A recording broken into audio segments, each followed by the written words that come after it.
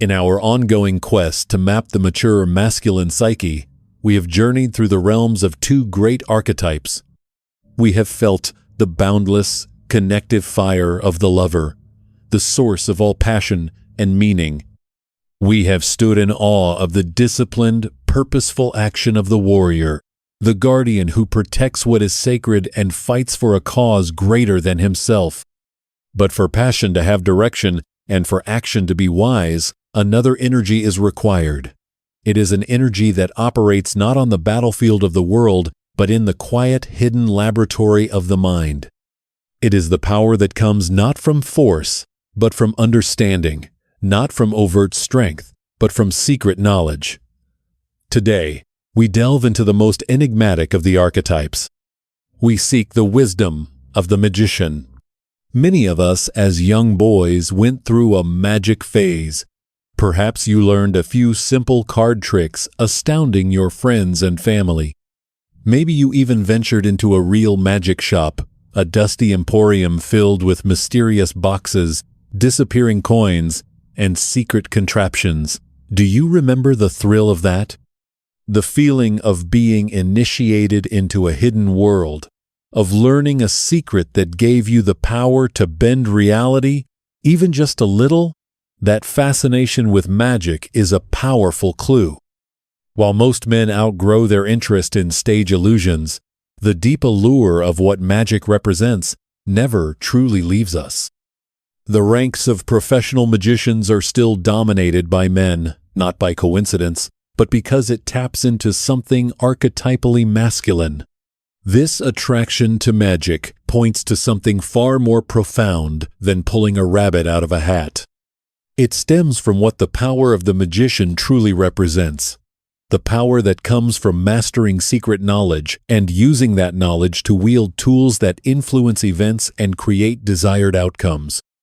The desire to harness and possess that kind of power is the driving force behind the magician archetype, an energy that every man should seek to integrate, whether he ever intends to saw a woman in half or not. To understand this archetype, we must first look at the qualities of the magician in his fullness. At his core, the magician is the master of knowledge and technique. As Robert Moore states, the magician is the knower.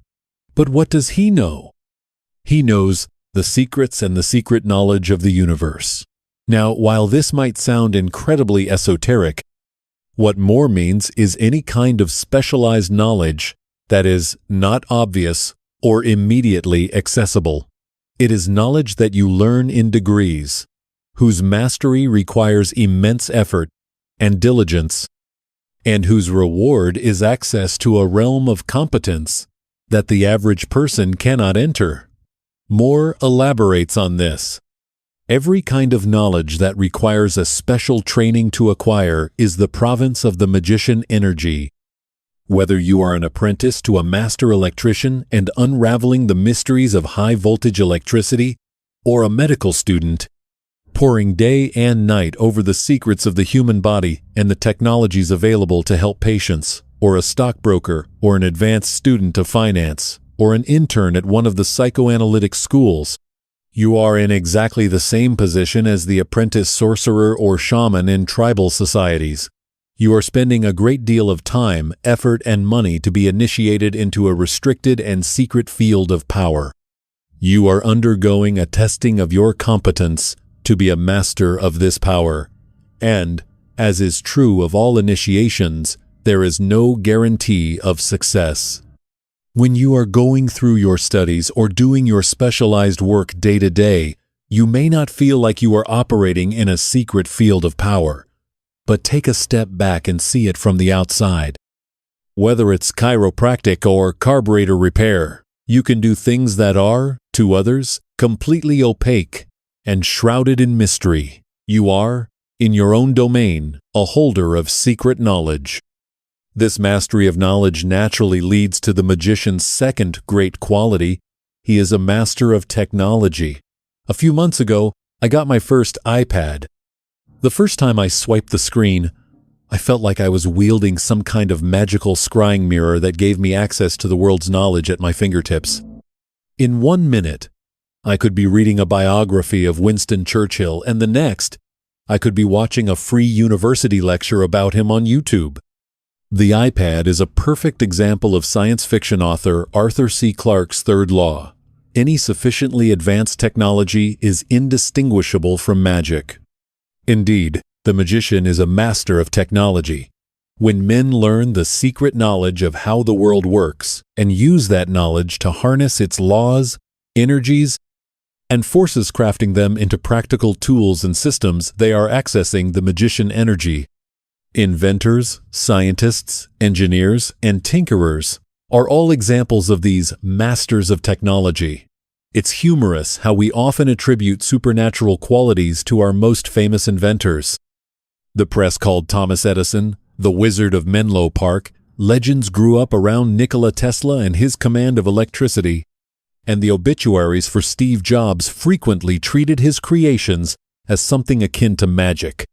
But becoming a master of technology doesn't require inventing an iPad. It simply requires the act of creation. There is a concept in the Western esoteric tradition of Hermeticism that a human being's goal should be to live by the principle, as above, so below.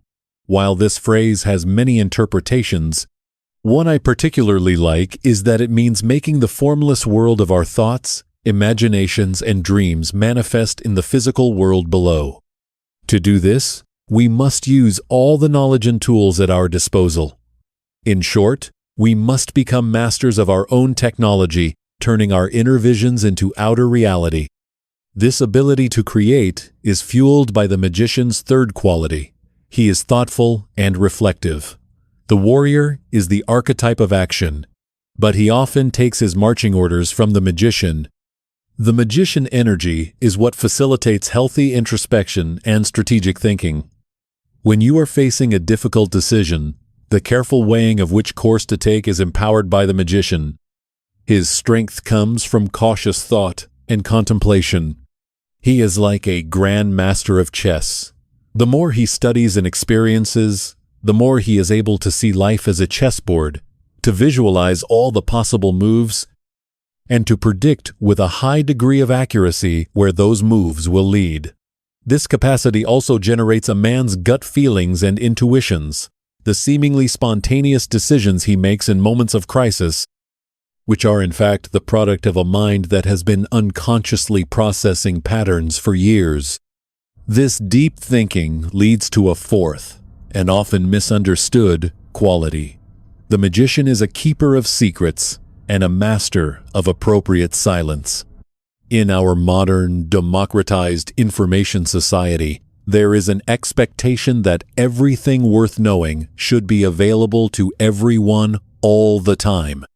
If you tell someone that a certain body of knowledge is secret, sacred, or simply too advanced for them to grasp, they are often deeply offended. But the great teachers throughout history understood that knowledge and truth must be dispensed. Line upon line, precept upon precept. Here a little, and there a little. Effective learning must be done in each progressive step earned by the mastery of the one before it. Each concept builds upon another until one arrives at a complete understanding. To try and jump into the deep end without first learning to swim is to risk drowning. Therefore, the man accessing the magician energy is circumspect with the knowledge he possesses. He doesn't cast his pearls before swine. He shares it only with the most serious and dedicated students, those who have proven, through their effort and humility, that they are worthy of the knowledge they seek. This leads us to the magician's most profound function, which we can call the alchemist of life. The alchemists of old sought to transmute base metals like lead into gold. This impulsato, turn a sow's ear into a silk persace, a key element of the magician energy. When this archetype is integrated in a man, he seeks to transmute the leaden circumstances of his life disappointments, obstacles, failures, and suffering into the gold of learning, growth, and becoming a better man. He doesn't just endure hardship, he metabolizes it. He asks, "What is the lesson here? How can this failure make me stronger? What secret knowledge can I extract from this pain? This alchemical power is the ability to create meaning out of chaos and wisdom out of wounds. Finally, the magician acts as a spiritual mediator. As Moore says, the magician is in touch with the link between the unseen world of the spirits, the divine world, and the world of human beings and nature. As a go-between for these two worlds, the magician has the ability to interpret complex, spiritual, or psychological ideas in ways that others can readily grasp. If you've ever had a friend use a simple, perfect metaphor that suddenly resolved your doubts or clarified a confusing problem, that was the magician energy at work. He is a translator of mysteries, making the profound accessible. Now, the energy of the magician flows through two primary roles: the role of the initiator and the role of the initiated. In other words, the apprentice and the master. As we've discussed, the magician energy drives us to acquire secret knowledge. But contrary to the famous adage about professional magicians that they never reveal their tricks, a man enlivened by the mature magician archetype is eager to turn around and share what he has learned with others. He yearns to raise up those who are serious and eager seekers of knowledge to his own level. He wants to create more magicians. This is precisely why the deficit of magician energy in our modern culture is at the heart of so many of the problems men face today. There is a profound lack of mature men willing and able to initiate other men into the secret knowledge of manhood. Fathers, grandfathers, uncles, and older brothers once taught boys and young men how to act, dress, and carry themselves as gentlemen. But today, a vast number of men grow up without this mentorship and are thus left feeling lost and rudderless. This is not only true of their initiation into manhood, but also of their professional lives. The days of meaningful guilds and apprenticeships are largely gone.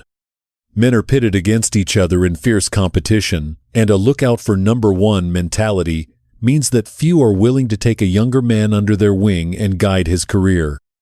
The internship has supposedly replaced the apprenticeship, but too often, instead of being initiated into a craft, interns are just given the grunt work no one else wants to do and then cast aside when their time is up. The fact that so many men have an unfulfilled hunger to be initiated into some kind of secret knowledge can be seen in the meteoric rise of pickup artist, PUA, and seduction gurus who promise, for a fee of hundreds or thousands of dollars, to teach their followers the secrets of scoring with women. And so many young men, unable to find mentors elsewhere, have been willing to pay. On the surface, the popularity of the PUA movement is simply about a desire to get better with women. But I would argue that it is really a manifestation of a much deeper thirst, the thirst to be initiated into a secret realm, to grasp a knowledge that other men do not have. And indeed, you see this kind of language used all the time in PUA forum stock of different levels of knowledge, of how only the top 10% of those who study the material ever truly get it, and so on. While some men may learn basic social skills they missed out on earlier in life from these communities, I don't believe young men can ever fully satisfy their hunger for initiation into manhood in this context. First, most of these gurus are little more than internet marketing charlatans, preying on the sexual insecurities of young men for profit. Instead of accessing the positive magician energy, many of these gurus are dominated by the magician's shadow, the manipulator. Their initiation into manhood often lacks the dignity and depth that comes from the guidance of men who have fully integrated a mature masculinity. Second, the manhood of the PUA devotee is constantly defined in relation to women. He is obsessed with them, what she thinks, how to manipulate her, how to talk to her, where to meet her. But true manhood is not about women. Look at any of in history's great men, and of them made women the center of their universe. Instead, they focused on mastering a great and important field of secret knowledge, a field that produced a real and lasting legacy for them. Their success then naturally attracted women to them without the need for special tricks or lines. This brings us to the shadows of the magician archetype. When the desire for secret knowledge and the power it brings is not guided by a love for humanity and a commitment to service, it curdles into its dark forms, the detached manipulator and the innocent one. The active shadow is the manipulator. The magician in his fullness desires to awaken knowledge in other men, to raise them from one level to the next so they can be better and happier. The manipulator shadow pretends to be this full magician. He teases his apprentices with the prospect of learning his secrets, but he never gives them the full knowledge. He holds back, hoarding his secrets to feed his own ego and his bank account. The manipulator charges his followers exorbitant fees with the promise that they too can become just like him, while never revealing the true secrets to doing so, and especially not the secret that they often can never be like him, because his success was due to factors X, Y, or Z that are unavailable to others.